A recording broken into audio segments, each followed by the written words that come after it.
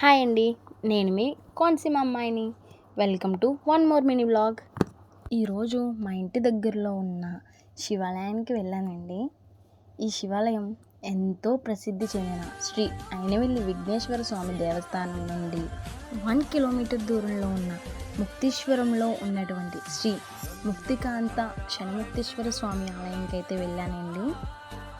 కోనసీమలోనే ఎంతో ప్రసిద్ధి గల ఆలయం. ఈ గుడి చాలా పురాతనమైనది.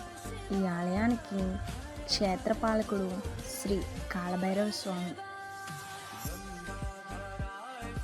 శనముక్తేశ్వర స్వామిని దర్శించుకున్న క్షణంలోనే మోక్ష మార్గం లభిస్తుందని స్థల పురాణం చెబుతుంది. ఈ ఆలయం కోసం నాకు తెలిసిన కొన్ని విషయాలు మీతో షేర్ చేసుకుంటాను. ఈ క్షేత్రం త్రేతాయుగంలో రాముని వనవాసం కంటే ముందే ఉన్న క్షేత్రమని చెబుతారు. శ్రీరాముడి వనవాసంలో శ్రీలంక నుండి పుష్పక విమానంపై తిరిగి వస్తుండగా ఈ ప్రదేశం చేరుకున్నారు. ఇక్కడ రుద్రాక్ష ఆకారంలో ఉన్న శివలింగాన్ని చూశారు. వెంటనే ఆ పరమేశ్వరునికి అభిషేకం చేసి ఇక్కడ కొలువి ఉండాలని కోరగా ఆ శ్రీరాముని భక్తికి పరమేశ్వరుడు ఇక్కడే కొలువై ఉన్నాడని ఇక్కడ స్థల పురాణం చెబుతుంది.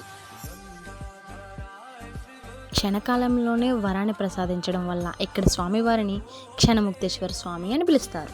ఈ ఆలయం పక్కనే కేశవస్వామి, శ్రీ మహాలక్ష్మి అమ్మవారు, ఆంజనేయ స్వామి కూడా కొలువై ఉన్నారు. సో అదండి ఈరోజు గుడి ముచ్చట్లు.